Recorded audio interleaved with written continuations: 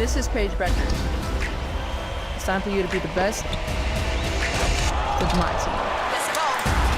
Give it all I got, then I'ma give some more. Giving, push it past the limit, cause I'm built to score. Mind over matter, I'ma win the war. Yeah, keep rising to the top, no matter what.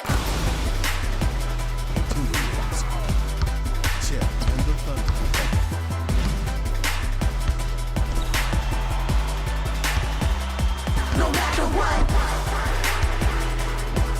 Yeah, I'm a winner, no matter what. Rising to the top, no matter what. Сайн мэцхан үзэгчдээ орой мэндийг хүргэе. NBA улирлын өмнө уламжлалт ёсоор та бүхэнд хүрдэг 30 баг 30 өдөр нэвтрүүлэг ээлж дугаараа хүрэхэд бэлэн боллоо. Нэвтрүүлгийн платинум ивент тэтгэгч сайн сайхныг санхүүжүүлнэ.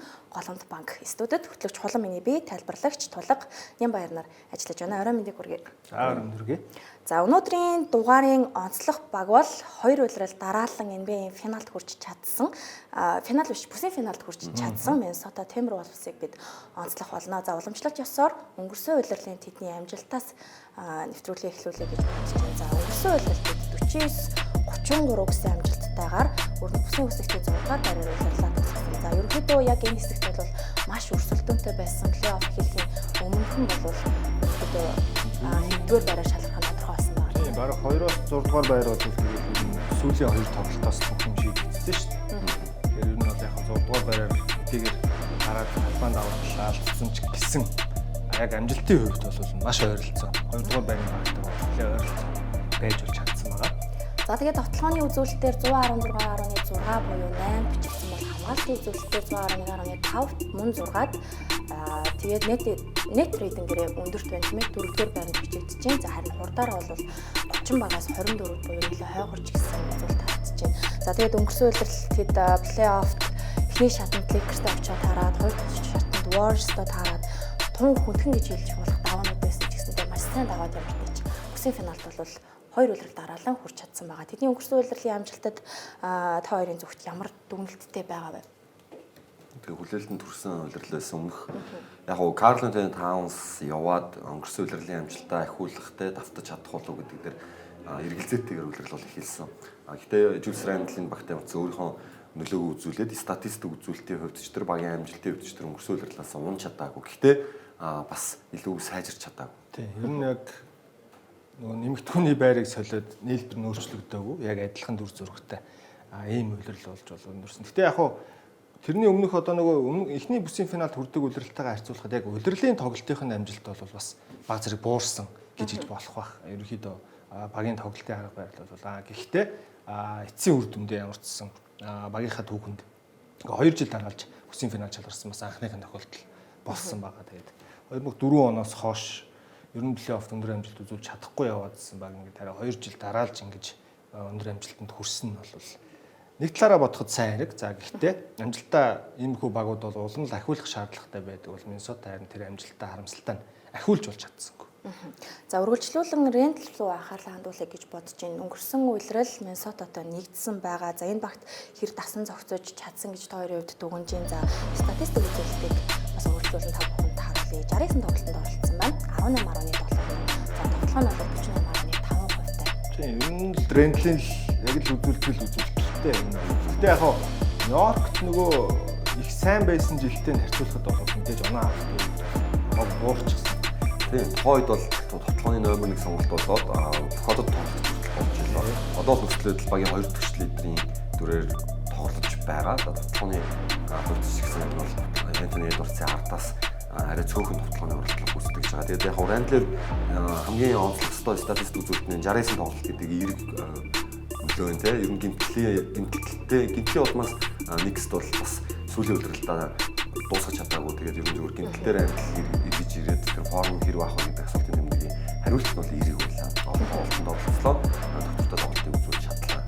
Зөвхөн плей-офф сүүлийн бүсийн аврагын төлөв сурал дээр үгсгийн сүнгээр 2 тоглолтод л гайгүй тоглосон. Тоглолтод дээрс доктортой тоглож чадаагүй гэдэг асуулт. Улирал бол асуудал байгаагүй дээр адил. За тэгээ Карл Антони Таунс явснаар Жулиус Рэндл ирсэн. За Антони Эдвардсын баг ерөнхийдөө энэ баг болсон гэдгийг бол бид өнгөрсөн улирлаас харсан. За Антони Эдвардсын хувьд багийн лидерийнхаа үргийг хэр сайн гүйцэтгэж байгаа юм бол за сүүлийн 2 улирлынх нь статистик дээр хараад ярилцаад явъя гэж бодож байна. Мэдээж өссөн дэвшилттэй байна. Ер нь одоо яг лигийн юу гэдгийг нэг юм 10 жилээр нь томоод тоглогчдыг харахаар дараагийн 10 жилийн бас нүүр царай болох тоглогч болно. Тоглогчдын нэг бол харахгүй болчихж байна. Оноо авалтын харахад 27 гаруй болчихсон ийм өдрөл байлаа.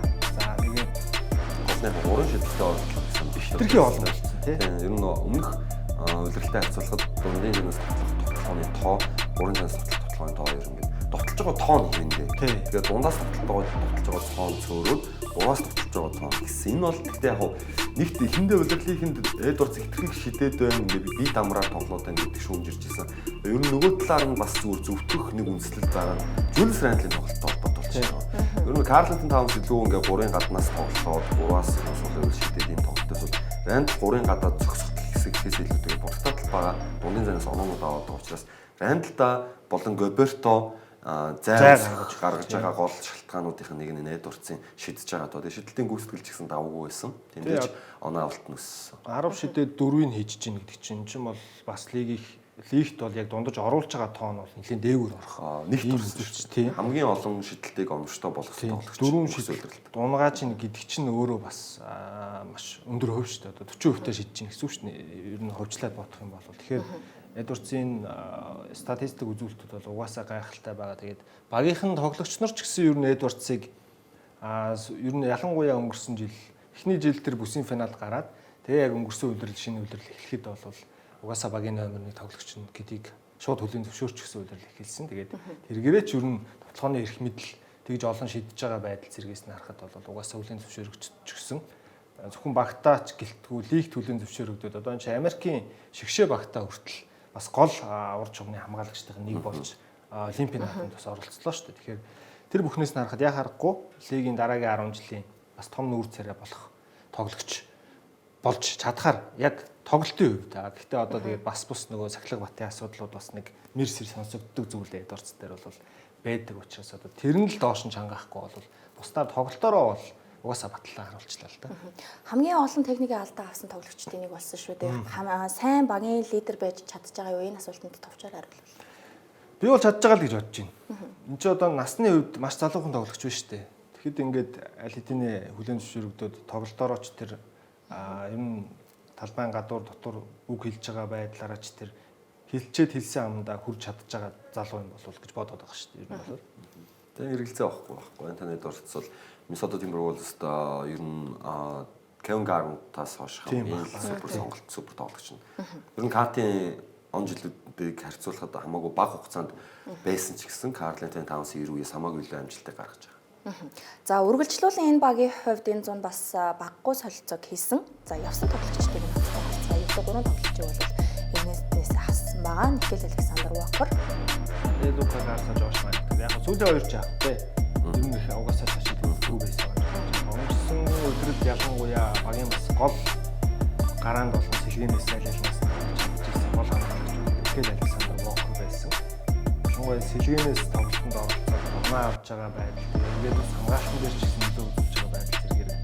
Ер нь багийнхаа баг хамгийн гол шидэгч нь болсон байлаа шүү дээ. Яг хөө тоглолтын статистикийн хувьд бол мэдээж ерөнхийдөө нөгөө аль болох өөрөө тоглохооны ийм боломжуудыг үүсгэж эсвэл кэч шүүт хийх өмггүй тоглол хийх ийм магадлал угаасаа түүний Рэндл Эдвардс хоёр байгаа болохоор өмгөтэй тоглоно гэдэг хэцүү. За харин сэлгэнээс тоглосон үед яг өөрөө бөмбөгийн эрх мэдэлтэй ингээд оролтууд хийдэг ч юм уу.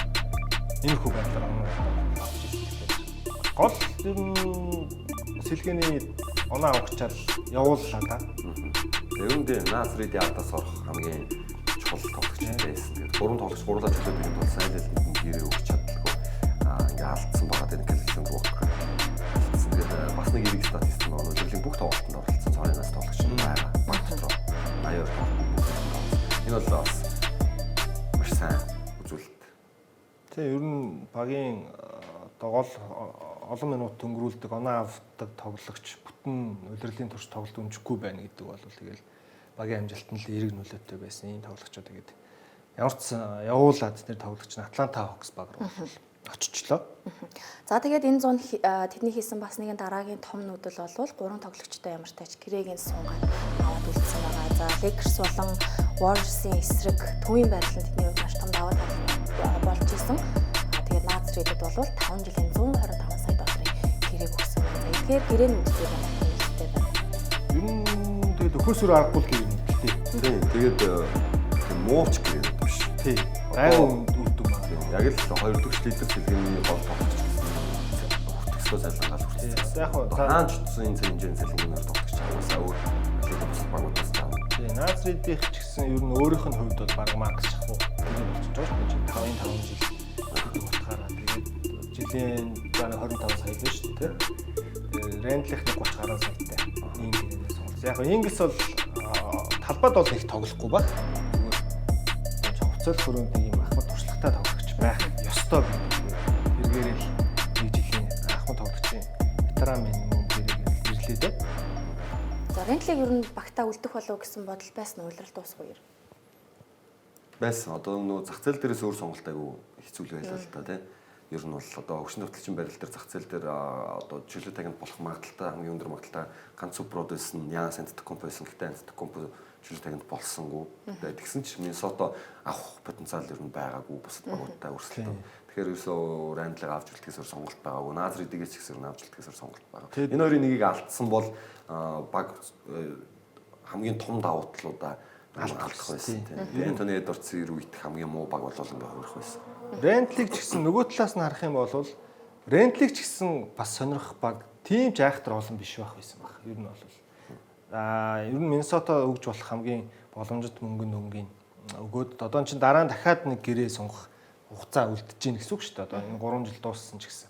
Тэгээ бодохоор ер нь иймэрхүү нэг 2-3 жилийн богино хугацааны гэрээ тэгээ 30-аас дээш сая долларын цалинтай ийм гэрээг авч үлдээд дараа нь дахиад нэг гэрээнд дуусны дараа дахиж нэг том гэрээ их орон зайг бас өөртөө үлдээсэн ийм шийдвэр болсон баг. Тэгэхээр аль аль талдаа л ер нь зөвцсөн шийдвэр болсон болов уу гэж бодож байна. За Naz Reid-ийн хувьд ердөө 2 улирлын өмнө шилдэг 6 дахь тоглогчийн сонголтыг хүртчихсэн. Тэгээд өнгөрсөн улирлаас түүний бас том давгүй улирлуудын нэг байлаа. Статистик үзүүлэлтээр ч гэсэн юм байна тийм үү? Чиний яг харахгүй хамгийн чухал юм болчихлоо л да. Одоо хамгийн гол нь Миннесота нэг бид нөө ер нь бид нар ч гэлтгүүгээр одоо Америкт шүүмжилдэг. Гоберийн одоо яг энэ нэг жижиг тоглогчдын эсрэг намхан тоглоод сул тал болоод эхэлдэг. Тэгээ суулгахаас өөр аргагүй болдог ч гэдэг юм уу. Ийм сул талууд гардаг шүү дээ. Тэрийг юусоо хамгийн сайн өгч байгаа юм бол яхахгүй Naz Reid л дээ. Шидд өөрөө 3 шиддэг, хөлийн урд сайтай ийм тоглогч учраас тэгээ энэ шидэлтийн гүйцэтгэлч гэсэн маш хурцтай бөмбөг гараас гардаг юм. Одоо яг орчин цагт байгаа баг яг Naz Reid-ийн нурууны хэмжээтэй тоглогчдоос бас шидэлтийн гүйцэтгэл бол хамгийн сайтай тоглогчдын нэг байгаа бах.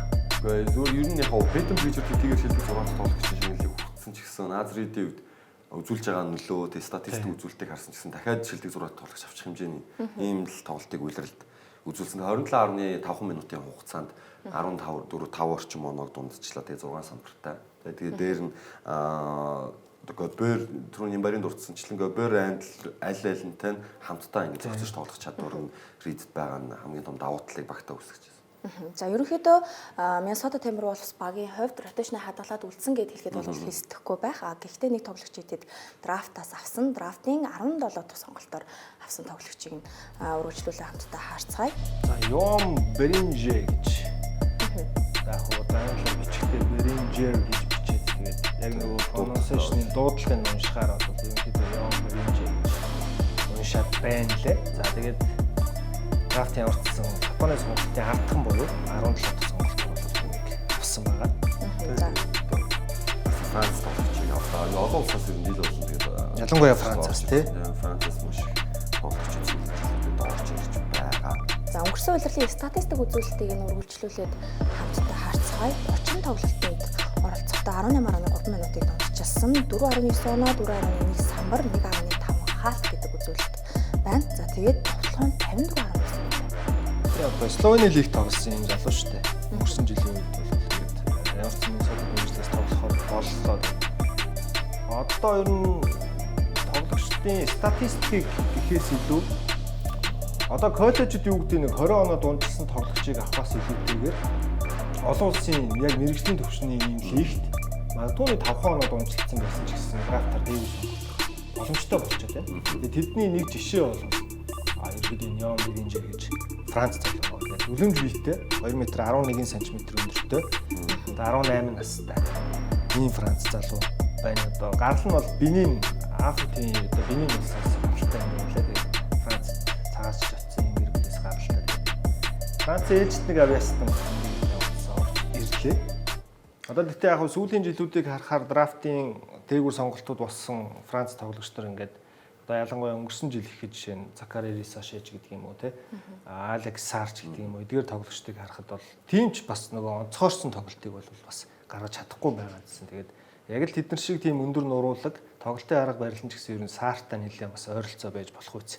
Ийм арга барилтай тоглогч харагдсан. Тэгээд Миннесотад энэ жил ямар ч сан төвийн байралтаа дахиад нэг ийм залуу хүн нэмээд аваад ирлээ. Тэгээд удирдалд яаж тоглох нь харах цаг хугацааг үлдлээ те. За шинэ тоглогчдын хувьд скаутын тайлан маш чухал байдаг. Скаутын тайлан дээр юу гэж түүнийг онцлсныг үргэлжлүүлэн бүгдээрээ хамтдаа харцгаая. За Ньон Биринжер бол энэ жилийн драфтын хамгийн залуу тоглогчдын нэг бөгөөд хамгийн их сонирхол татаж байгаа тоглогчдын нэг юм аа. За өндөр төвийн байрлалд тоглох чадвараа батлан харуулж буй залуу тоглогчийн хувьд хөрбөмбөг тоглож байгаад сагсан бөмбөг тоглож эхлээд ердөө 4 жил болж байгаа юм байна. За тэгээд түүний давуу тал нь том биетэй, урт гартай, биеийн хүчний тоглолт сайн, гайхалтай хамгаалагч гэсэн байна. Самбраас бөмбөг авахтаа сайн, эхний үсрэлтийн дараа дахин 2 хутах хөл дээр үсрэхтэй сайн. NBA-д бэлэн болоход багагүй хугацаа шаардлагатай ч эхний жилд их зүйл шаардаад хэрэггүй гэжээ. За ирээдүйд том үр нөлөө үзүүлэх боломжтой. За харьцуулсан тоглогч нь Жоким Ноа илүү хүчтэй Нерлэнс Ноа илгэсэн байна. Тэгээ ер нь Жоким Ноа шиг тоглогч байвал тэгэл ямар гоё ухаалаг тоглогч байлаа те Жоким Ноа. Энэ тоглогчтой харьцуулж чинь гэдэг бол угаасаа энэ тоглогчийн хамгаалтын мэдрэмж талбай илүү зорилготой байна гэсэн үг л те. Ер нь бол яг Руди Гоберийг залгах хүнээл авч байгаа. Тэгээ дээр нь менторор нь Гобер ажиллана. Адилхан Франц. Тэгээ энэ хоёр бол ер нь бол арай илүү те багц дотроо юм хөрөө ах トゥ угийн холбоотой болчих бах нэг нутгийн хоёр тоглогч. Тэгээд байрлал адилхан. Тэгээд илүү туршлагатай тоглогч нь бол зааж сүглээд явчих бах. Тэгэхээр Гоберийн гэрээг дуусгаад магадгүй тоглогч Миннесотагийн гарааны төв болох потенциал байгаа. Тийм. Тэгээд дээр нь 2 м 11 одоо дөнгөж 18 та гэдэг чинь дахиад цаашаа өсөх бах. Тэгэхээр магадгүй нэг 2 м 13, 2 м 15 болоод өсөд Гобер рүү өшөө ойртоод өгөхөд өндөр болоод ирэх юм болоо тэгэл бүр аюултай. Одоо ер нь яг эргээд нөгөө бид нар жижиг тавт ч гэдэг юм уу юм жижиг тоглолтыг сагсан хүмүүсээс илүүтэй буцаад баг болгонтыг юм өндөр төвийн тоглогч бол зайлшгүй шаардлагатай. Тэр нь бас тийм ч олон биш болцоод байгаа энэ нөхцөл төр олон улсын туршлагатай юм залууг авч байгаа нь бол Миннесотад өнгөрсөн жилтэйгээ харьцуулахад сэлгээний төвийн байрлалын нөөц улмал сайжирчлаа. Гарцагаас бол илүү хөдөлгөөнтэй харагдлаа шүү дээ. Одоо сая жишээ нь хайлайтаас нь харахад. Тэгэхээр хамаагүй сайжирч орж ирэх нүдэл гэж таамаглаж байна. Тэгэхээр бүх талаасаа өсөн дэвжих боломжтой энэ тоглогчийг Миннесота Timberwolves драфтын 17 дахь сонголтоор энэ жил авч. Ингээд үзэгчдээ энд хүрээд 30 баг 30 өдөр нэвтрүүлэг хэсэг хугацаанд завсарлаж байна. Эргэж ирэхдээ бид энэ багийн гараа болон сэлгээний бүрэлдэхүүн цалингийн зэстэй танилцах болно. Нэвтрүүлгийн Gold Event тэтгэгч хамтдаа төрүүлж алах нь Unitel Group.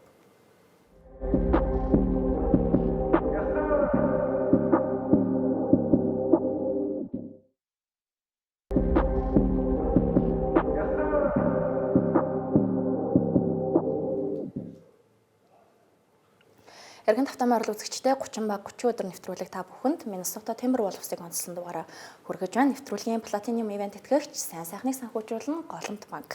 За үргэлжлүүлэн бид цалингийн зэстэй танилцсанаа. За Minnesota Timberwolves-ийн хувьд ерөнхийдөө бас багаа сайн бүрдүүлж чадсан учраас цалингийн хувьд ч гэсэн дээгүүрт орж байгаа тийм үү? Яг хоо second up-ронд хүрээгүй.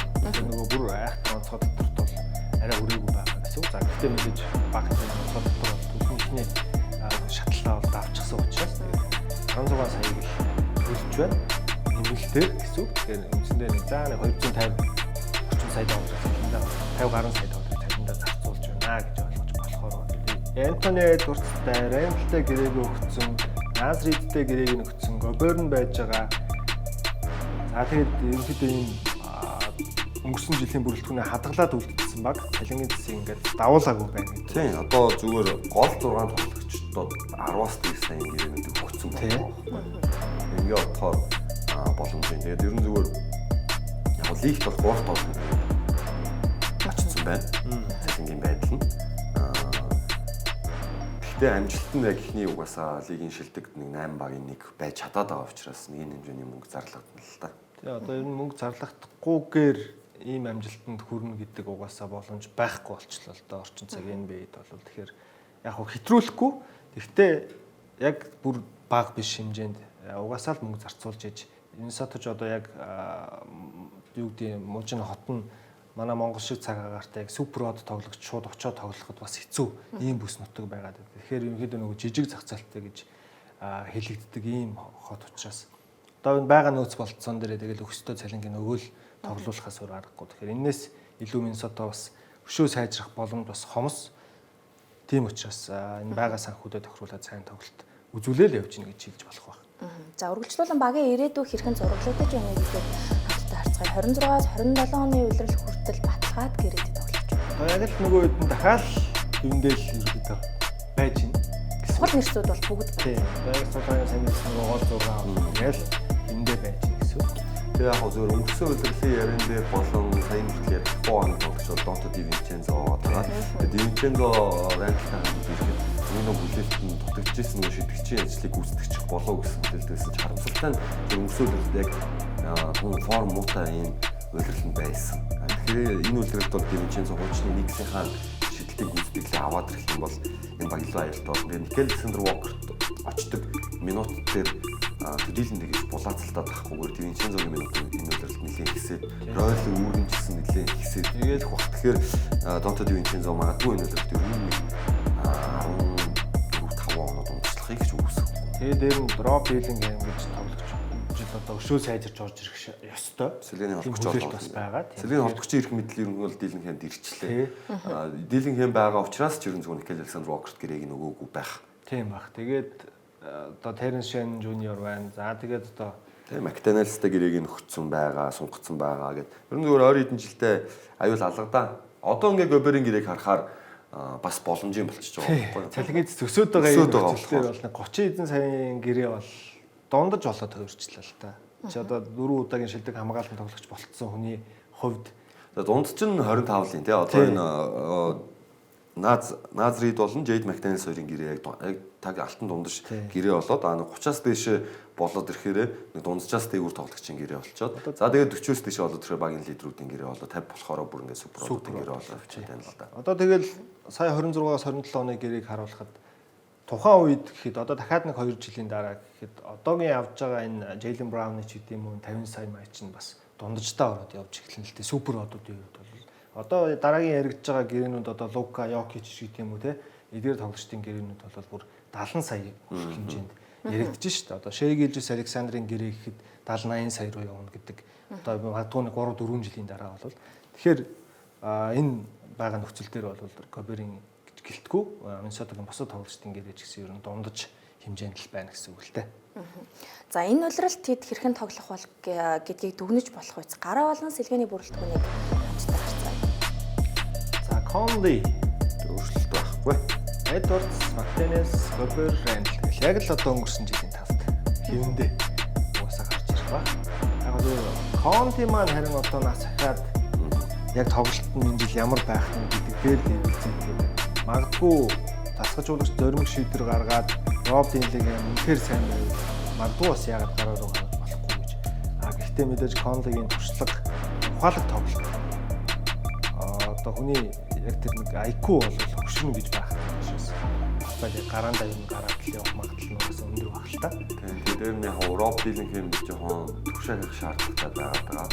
Ер нь зүгээр бас жоохон довтлох чиглэлээ болдог ч байна. Өвчтөр биш те. Тэгэхээр найруулга дээр илүү талбайг мэдрэх чадвар бас яагаад тоглох чадвар дээр суралцахгүй бол одоо гарааны бүрэлдэхүүн гарч чаар жишээ нь Рэндл Антони Эдвардс хоёрт давхцаад шаардлагагүй болчиход байгаа нь бас учир дутагдaltaй. Тэгэхээр зөвхөн холбогчийн байрлал дээр ганц одоо зүгээр өөлж болох үс байрлал нь ер нь ирээдүйд холбогчийн л асуудал болох гэдэг юм.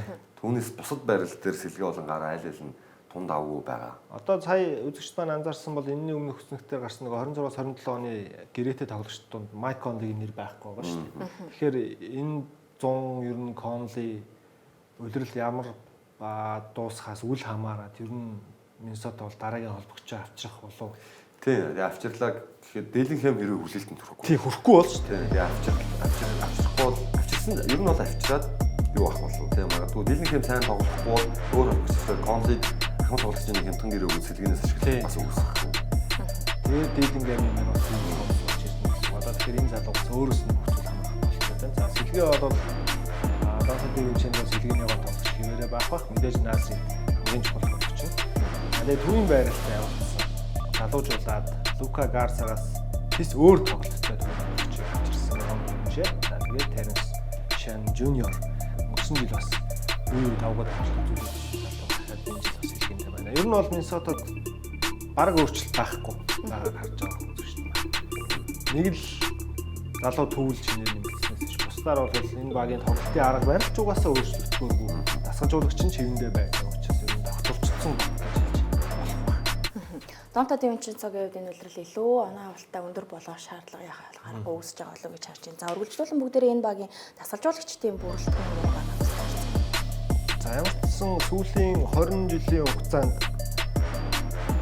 Миннесота Тэмэр улс багийн түүхэндээ хүрээгүй юм амжилтанд л хүргэсэн дасгалжуулагч нь явсан. Крис Финч боллоо.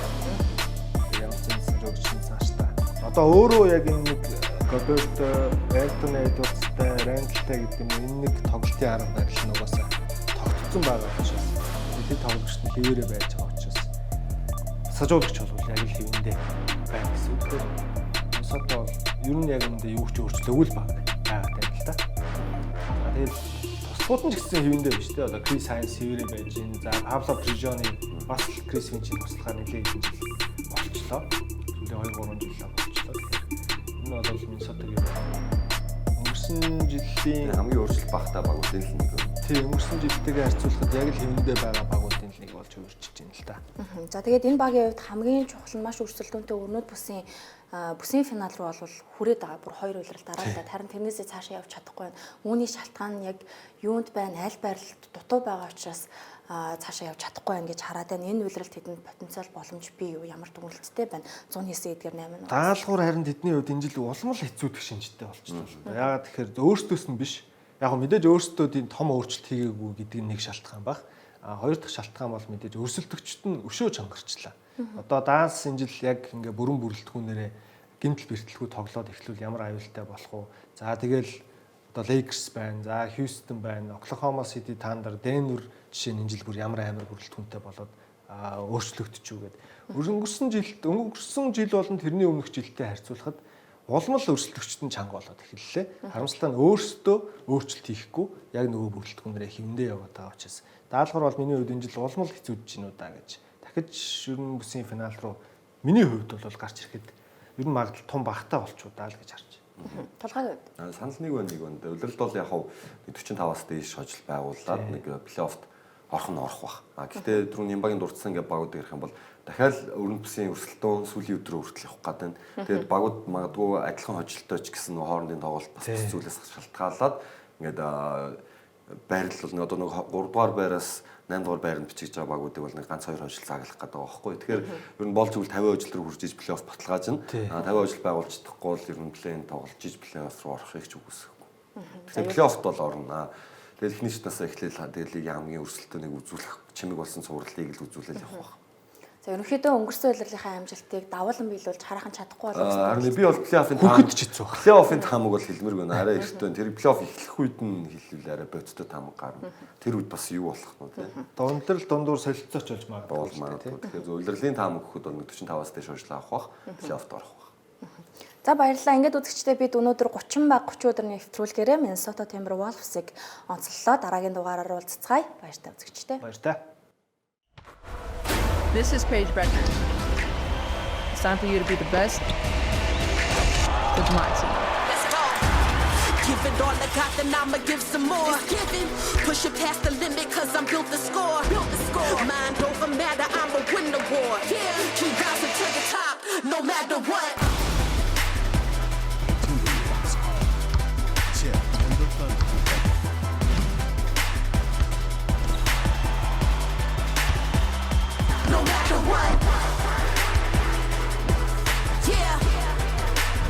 winner, no matter what. Rising to the top, no matter what.